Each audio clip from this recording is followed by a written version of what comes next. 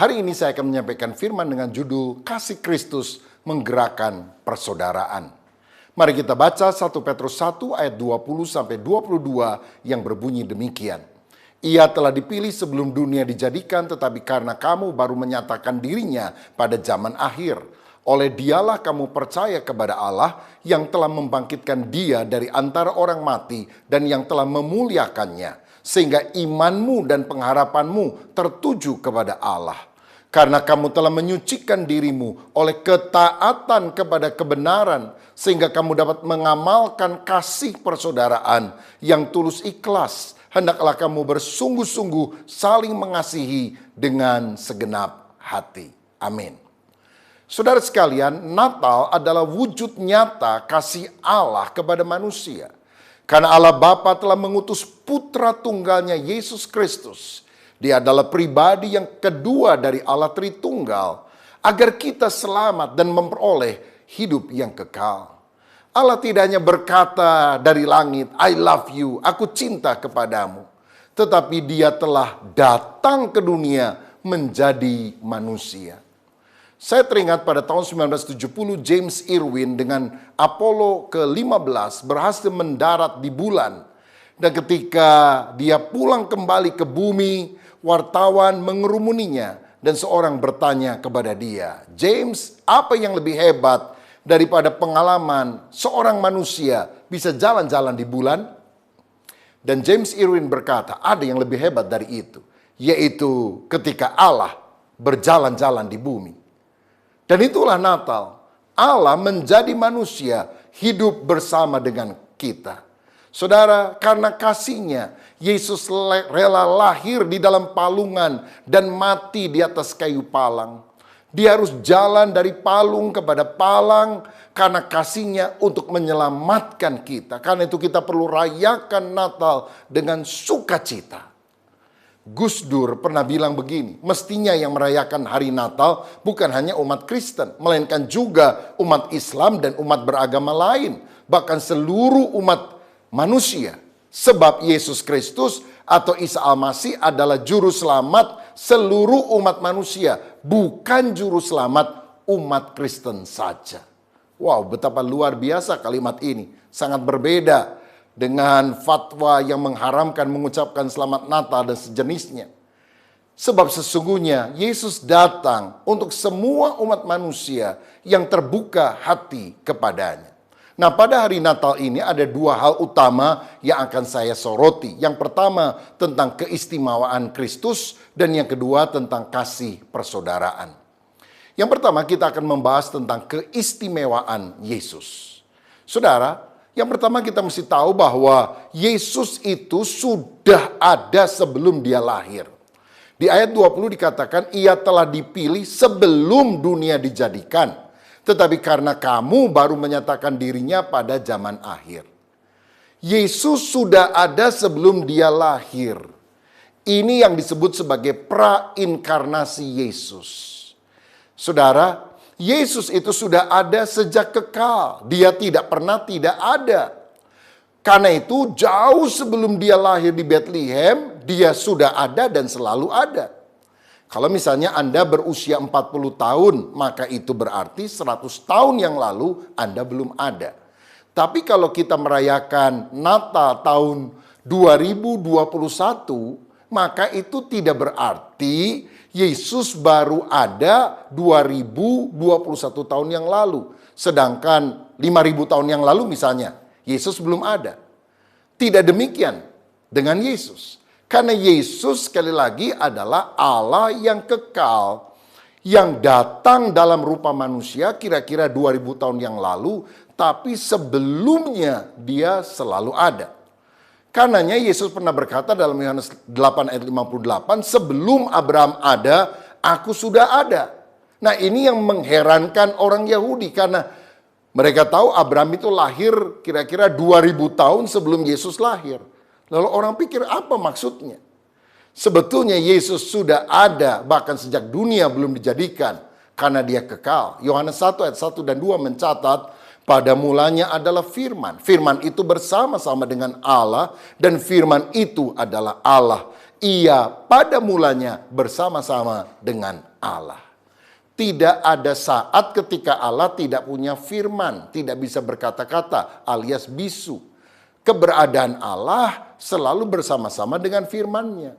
Jadi kalau Yesus adalah firman, berarti Yesus adalah Allah itu sendiri. Yesus bukan manusia yang jadi Allah, tetapi Yesus adalah Allah yang jadi manusia. Karena Allah itu maha kuasa.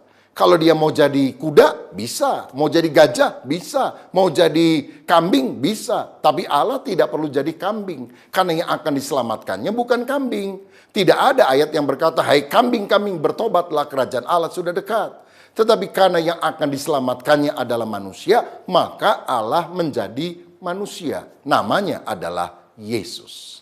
Saudara, dia sudah ada dari sejak dulu, tetapi baru menyatakan diri sebagai manusia sekitar 2000 tahun yang lalu, lahir di dalam kandang Bethlehem yang hina untuk keselamatan kita. Dia adalah sejati yang telah menjadi manusia sejati untuk menanggung dosa umat manusia di atas kayu salib. Itulah pribadi Yesus yang unik, yang sangat istimewa, 100% Allah sekaligus 100% manusia. Inilah pribadi yang luar biasa yang kita rayakan hari ini kelahirannya. Yesus itu adalah Allah yang kekal. Berarti kalau saudara percaya kepada Yesus, engkau percaya kepada Allah Sang Pencipta. Tapi kalau engkau menolak Yesus, engkau juga berarti menolak Allah Sang Pencipta kehidupan kita. Nah, implikasi bagi kita adalah Dia ada di setiap zaman. Dia ada dalam setiap musim kehidupan. Karena itu, bahkan pada tahun 2022, 2023, yang menurut prediksi orang, wah hati-hati akan ada resesi, akan ada virus baru yang lebih bahaya daripada COVID-19 dan sebagainya. Kita tidak perlu takut, karena Yesus yang kekal yang ada di setiap zaman juga ada pada masa depan kita. Dia berjanji tidak akan meninggalkan saya dan saudara. Bahkan dalam lembah kekelaman, lembah bayang maut pun, aku tidak takut bahaya sebab engkau beserta dengan aku. Inilah keistimewaan pribadi Yesus yang lahir pada hari Natal. Saudara, yang kedua, kita harus tahu bahwa Yesus dipilih menjadi juru selamat dunia. Ayat 20 tadi berkata, ia telah dipilih sebelum dunia dijadikan. Di dalam Matius 1 ayat 21, firman juga berkata, ia akan melahirkan anak laki-laki dan engkau akan menamakan dia Yesus, karena dialah yang akan menyelamatkan umatnya dari dosa mereka. Yesus berasal dari kata Yehosua, Yehova Hosea, atau Yahweh Hosea. Itu artinya Allah itu penyelamat. Yesus itu juru selamat. Ada orang bingung, apakah kita harus menyebut nama Allah dengan Yahweh, Elohim, Adonai, atau apa? Tapi saya mau katakan, panggil saja nama Yesus. Yehova Hosea. Sudah ada YHWH-nya, ada keselamatan yang ada di dalam dia. Nama Yesus adalah nama di atas segala nama, yang olehnya setiap lutut akan bertelut, semua lidah akan mengaku dia adalah Tuhan. Dialah sang juru selamat. Saudara ingat orang pada zaman perjanjian lama, kalau berdosa dia harus datang ke kemah sembayang dan minta tolong imam mengorbankan domba untuk menghapus dosa kesalahannya. Tapi sebetulnya ini hanyalah gambaran yang tidak sempurna dari apa yang kemudian disempurnakan dengan kedatangan Tuhan Yesus Kristus. Karena di dalam Yohanes 1 ayat 29, Yohanes Pembaptis berkata, lihatlah anak domba Allah yang menghapus dosa dunia.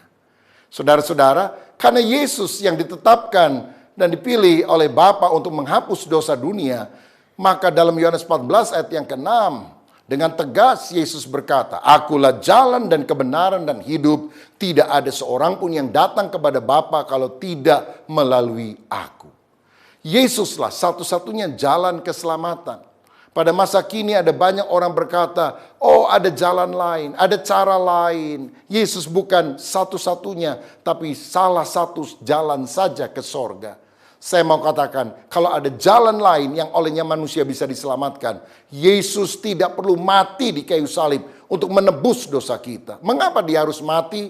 Karena tidak ada jalan lain. Hanya Yesus saja yang akan membawa kita kepada Bapa di dalam sorga. Saudara-saudara, dan kita harus sadar bahwa keselamatan itu bukan karena amal, jasa, atau kebaikan kita. Ini semata-mata karena anugerah atau kasih karunia-Nya. Anugerah artinya pemberian kepada orang yang sebetulnya tidak layak untuk menerimanya. Dan kalau kita menerima pemberian itu bukan karena kitanya yang baik, tetapi karena Tuhan yang memberi pemberian itulah yang baik. Inisiatif keselamatan itu sebetulnya bukan dari kita manusia, tapi dari Allah sendiri. Karenanya Yesus pernah berkata dalam Yohanes 15 ayat 16, bukan kamu yang memilih aku, tetapi akulah yang memilih kamu. Jadi kalau kita bisa beriman kepada Yesus, itu berarti kita ini orang pilihan. Kita ini bukan BS, bangsa sortiran, apalagi barang sortiran. Kita umat pilihan. Beda sekali antara agama dan kekristenan. Agama adalah usaha manusia dari bawah, dari tanah untuk mencapai sorga. Dan apapun yang kita lempar dari bawah ke atas akan selalu jatuh lagi ke bawah. Karena ada hukum gravitasi. Begitu juga hukum dosa menarik kita selalu ke bawah. Kita ingin hidup benar, suci, tapi selalu kita jatuh di dalam dosa.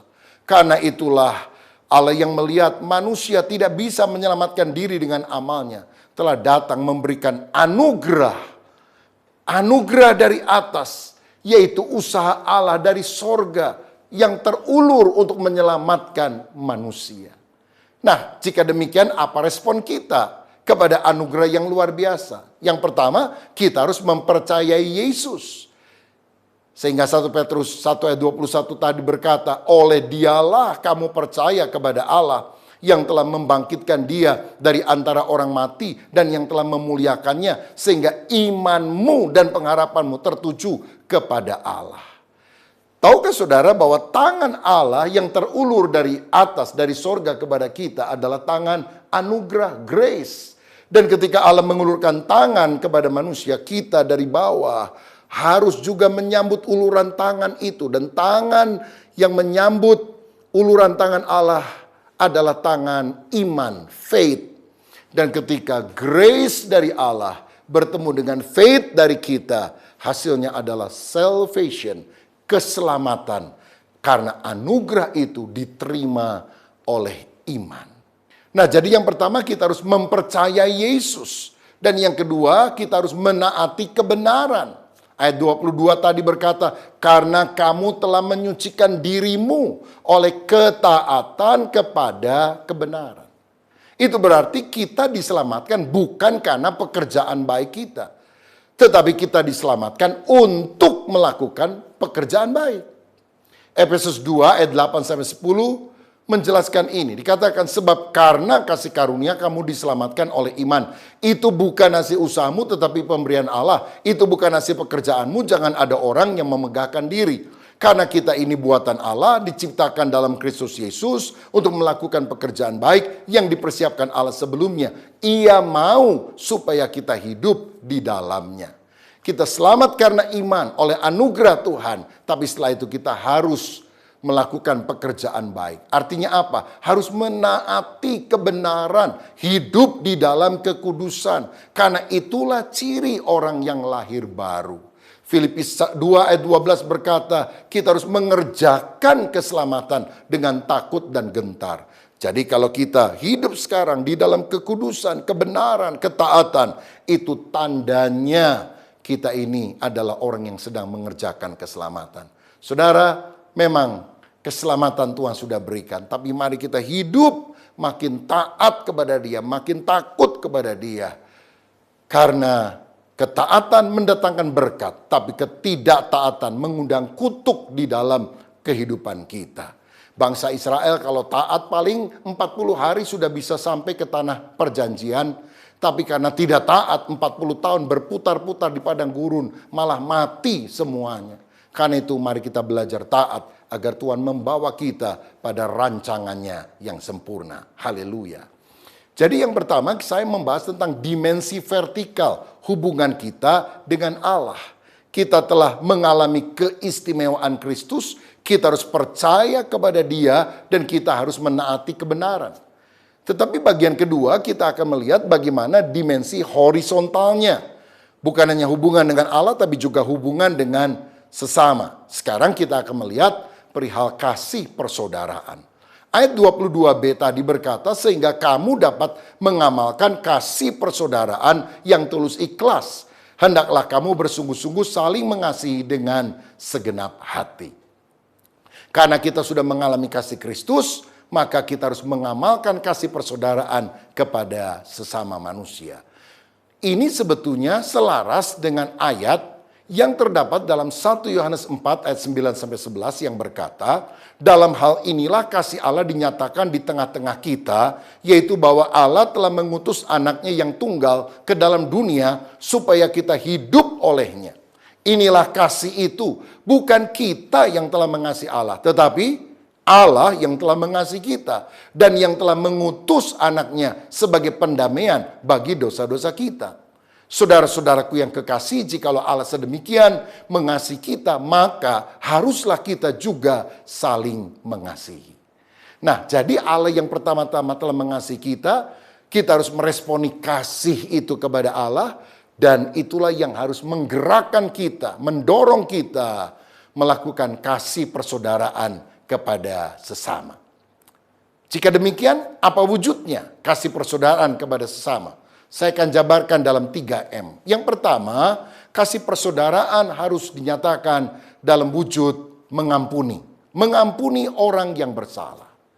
Saudara, Yesus mengajarkan kita untuk mengampuni saudara kita dengan segenap hati. Bahkan jika saudaramu salah, ampunilah dia 70 kali 7 kali. Artinya seterusnya.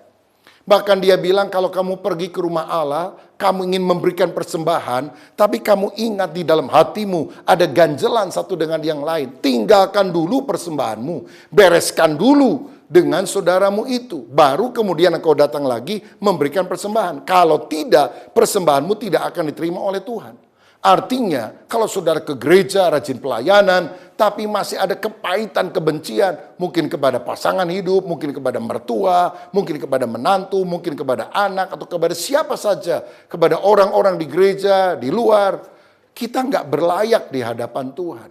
Pengampunan itulah wujud kasih kepada Allah yang juga dinyatakan secara horizontal kepada sesama. Sebab Yesus berkata, jika kamu tidak mengampuni kesalahan orang lain, Bapamu di sorga juga tidak akan mengampuni kesalahanmu. Tetapi kalau kamu mengampuni kesalahan orang lain, maka Bapamu yang di sorga juga akan mengampuni kesalahanmu. Itu pertanda bahwa orang yang tidak memiliki kasih adalah orang yang belum pernah mengalami kelahiran baru. Kasih Allah belum pernah mengalir dalam hidupnya. Karena ciri orang yang sudah lahir baru adalah dia bisa mengalirkan kasih dalam wujud pengampunan kepada orang yang berdosa. Saudara-saudara, mengapa kita harus hidup di dalam kasih, bukan dalam kebencian? Karena kebencian itu menyiksa dan menghancurkan kita. Saudara lihat kalau ada lebah yang menyengat hidungmu. Waduh, sakit, bengkak hidung kita. Tetapi lebah itu mati setelah dia menyengat. Begitu juga orang yang membenci orang lain akan tersakiti. Tapi yang paling dirugikan adalah dirinya. Dia bisa mati rohani. Saudara, lagi pula membalas kebencian dengan kebencian hanya melipat gandakan kebencian. Kalau gelap dibalas gelap, kalau jahat dibalas jahat, mana ada untungnya, apa ujungnya? Tuhan justru ingin kita tidak hidup di dalam kebencian. Saudara pernah lihat film silat zaman dulu, ada sebuah keluarga hidup rukun, tiba-tiba didatangi oleh satu kelompok yang membantai seluruh keluarganya, menjara seluruh hartanya, lalu mereka pulang dan tanpa mereka sadar, anak yang punya rumah ada di bawah kolong lemari. Anak itu kemudian menjadi besar, berguru kepada Sun Gokong, siluman monyet, belajar ilmu silat, dan setelah hebat, dia bantai seluruh keluarga yang pernah membantai keluarganya dulu. Dan waktu dia pulang, dia tidak sadar bahwa anak yang punya rumah ada di bawah kolong ranjang. Anak yang ada di bawah kolong ranjang itu kemudian bertumbuh menjadi seorang pemuda. Dia pernah masuk hutan, tersesat di dalam gua, dan kemudian menemukan kitab-kitab tua. Ternyata adalah kitab yang mengajari dia ilmu silat yang paling hebat. Dia belajar jadi jagoan. Lalu setelah hebat dia bantai seluruh keluarga yang pernah membantai keluarganya. Dan waktu dia pulang, dia tidak tahu anaknya ada di bawah kolong lemari. Waduh, saudara, inilah sesuatu yang sifatnya balas-membalas. Nggak ada akhirnya. Karena itu kita harus sadar, hanya kasih yang dapat mengalahkan kebencian. Roma 12 ayat 21, janganlah kamu kalah terhadap kejahatan, tetapi kalahkanlah kejahatan dengan kebaikan. Yesus memberi contoh ketika dia di kayu salib berkata, ya Bapa, ampunilah mereka sebab mereka tidak tahu apa yang mereka perbuat. Mengapa dia bisa mengampuni musuhnya? Karena pada waktu dibaptis, Roh Kudus turun ke atas Yesus seperti burung merpati. Dan burung merpati ini adalah lambang kasih dan damai. Sebab merpati adalah binatang yang tidak punya empedu, yaitu racun hati yang pahit. Nah, bagaimana supaya kita juga bisa mengasihi seperti Yesus? Izinkan Roh Kudus masuk di dalam hidup kita, menghanyutkan segala dendam dan kepahitan, dan mengalirkan kasih Allah dalam hidup kita. Karena Roma 5 ayat 5 berkata, karena kasih Allah telah dicurahkan di dalam hati kita oleh Roh Kudus yang telah dikaruniakan kepada kita.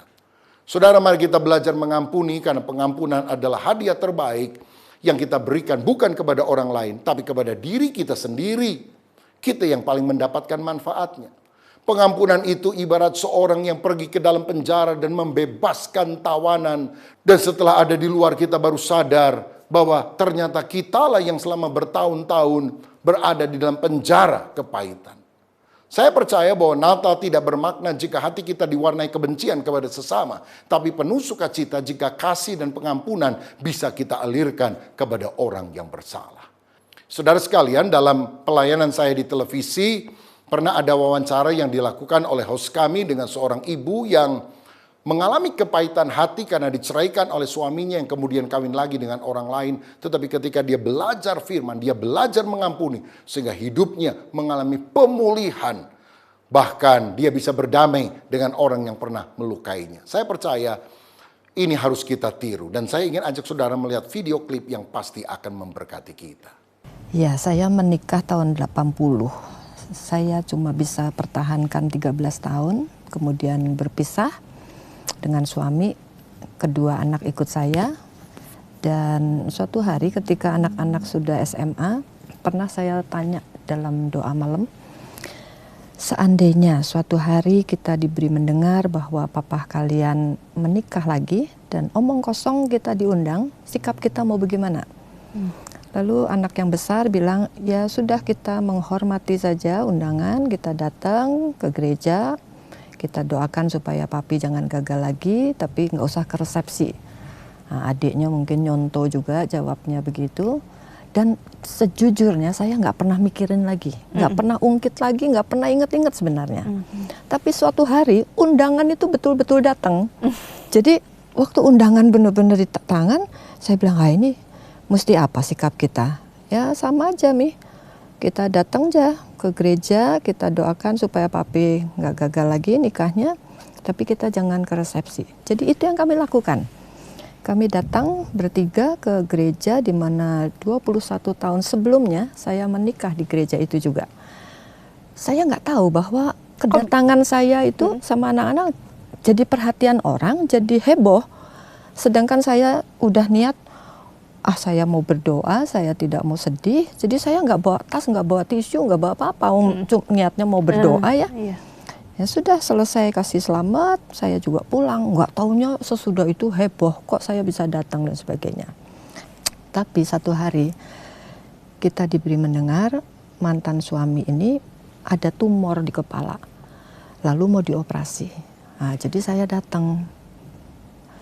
Itu momen sebenarnya luar biasa. Waktu datang untuk berdoa supaya operasinya selamat dan sebagainya, itu momen pengampunan. Saling minta maaf untuk apapun yang pernah terjadi di masa lalu, sampai kita pernah jadi suami istri, akhirnya harus berpisah. Itu momen betul-betul saling mengampuni. Sampai setelah selesai pertemuan itu, saya tuh entengnya tuh kayak selembar kertas gitu loh. Enteng betul. Oh, ini mungkin yang namanya pengampunan betul-betul ya.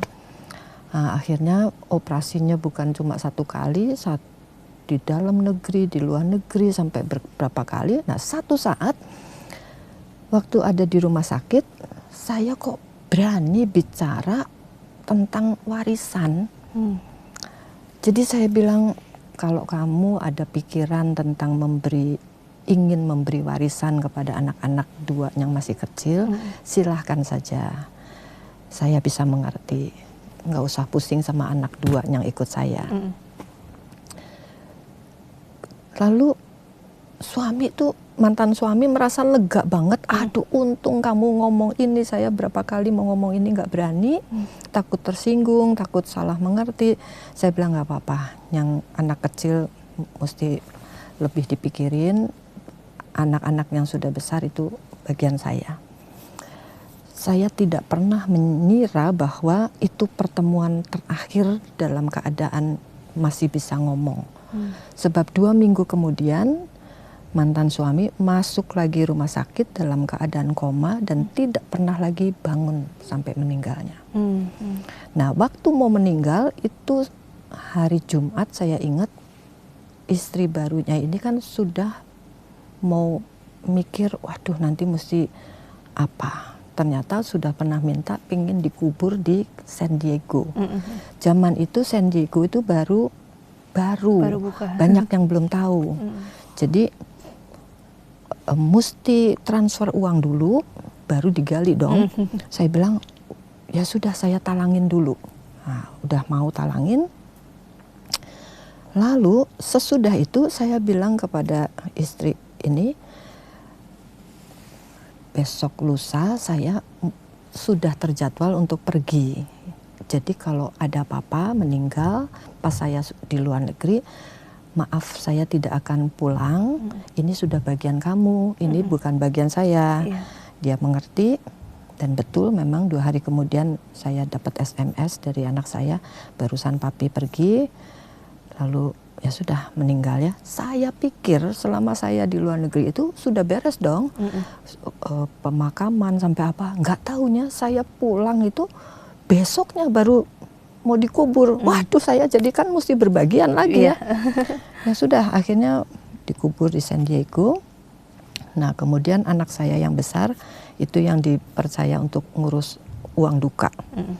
Nah, sebelum uang duka itu dikasih kepada istri ini, saya bilang begini, kalau boleh, bukan saya mau sombong, kalau boleh, kedua kuburan yang dipesan di San Diego untuk kamu dan mantan suami, saya yang beliin, ya. Saya baru lihat ini tempat kok bagus ya, nggak banyak preman kayak di Bandung begitu ya. Mungkin kalau kamu mau saya bayarin, nanti saya juga tak ikutan beli kafling juga. Jadi kita sama-sama nanti di dunia sama-sama di surga gitu. Jadi dia wah senang, langsung ACC ya sudahlah. Akhirnya begitu yang terjadi. Tapi kemudian saya bilang, saya tidak bisa bantu misalnya masak atau apa, tapi saya pingin bantu apa yang kamu perlu sesudah suami meninggal. Nah, saya nggak bisa masak, saya bisa nyetir. Jadi selama 3 bulan berikutnya saya antar jemput anak-anak yang masih kecil itu saya jadi supir ya. Itu masih taman kanak-kanak. Saya beliin mainan masak-masakan, jadi selama di perjalanan, masak-masak. Ini Mami Afi bikin donat apa-apa ya, suap-suap gitu. Masih kecil, nggak ngerti kalau papahnya baru meninggal. Padahal saya kan rumahnya di Jalan Trunojoyo ya. Ini rumah mereka di Batu Nunggal, sekolahnya di Taman Kopo sana. Tiap hari gitu. Tapi enjoy sekali ya, saya nggak rasa jauh, nggak rasa kesel, nggak rasa. Barangkali itu kasih ya, kasih yang menutupi segala sesuatu, yang murah hati dan sebagainya. Dan anak-anak juga jadi dekat sampai sekarang. Ini jadi kayak keluarga baru. Walaupun mantan suami udah nggak ada, tapi saya masih dekat sama mereka sampai sekarang. Dan saya tahu betul bahwa kuncinya sebenarnya di pengampunan. Baik. Saudara sekalian, jadi wujud kasih kepada sesama adalah mengampuni. Yang kedua, wujud kasih persaudaraan adalah memberi bantuan. Yesus mengatakan bahwa apa yang kita lakukan kepada salah satu saudara yang paling hina, kita telah melakukannya bagi Yesus. Matius 25:40. Ibadah yang murni itu, kata Yakobus 1 ayat 27, ialah mengunjungi yatim piatu dan janda-janda dalam kesusahan mereka. Jadi ibadah itu bukan cuma nyanyi, tepuk tangan, sorak-sorai.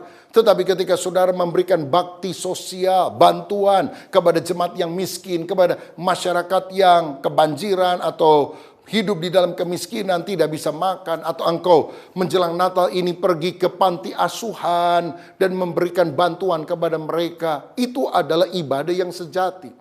Jangan lupa di dalam masa Natal ini, bahkan memasuki tahun baru tidak masalah. Perhatikan keluargamu, perhatikan familimu, perhatikan mereka yang kurang beruntung, yang mungkin suka ngeselin saudara.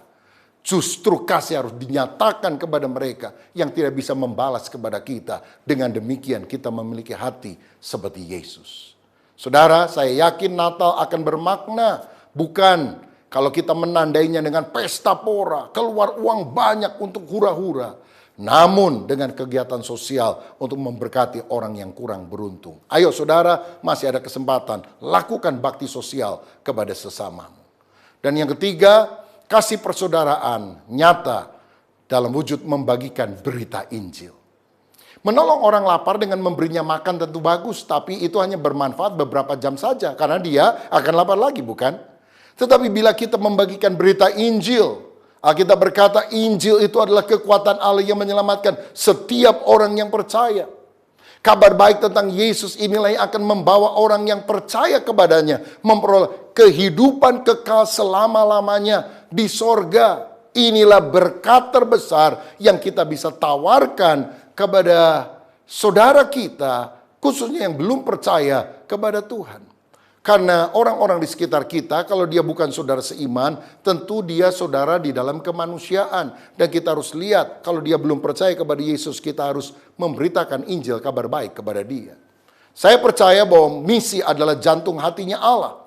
Yesus satu-satunya jalan keselamatan. Tanpa Yesus manusia binasa. Padahal Allah tidak ingin satupun umatnya binasa. Melainkan semua orang bertobat dan diselamatkan. Saudara, Tuhan Yesus datang ke dunia, tujuannya adalah mencari dan menyelamatkan yang hilang. Bukankah gereja juga mestinya ada dengan misi yang sama, mencari dan menyelamatkan yang hilang?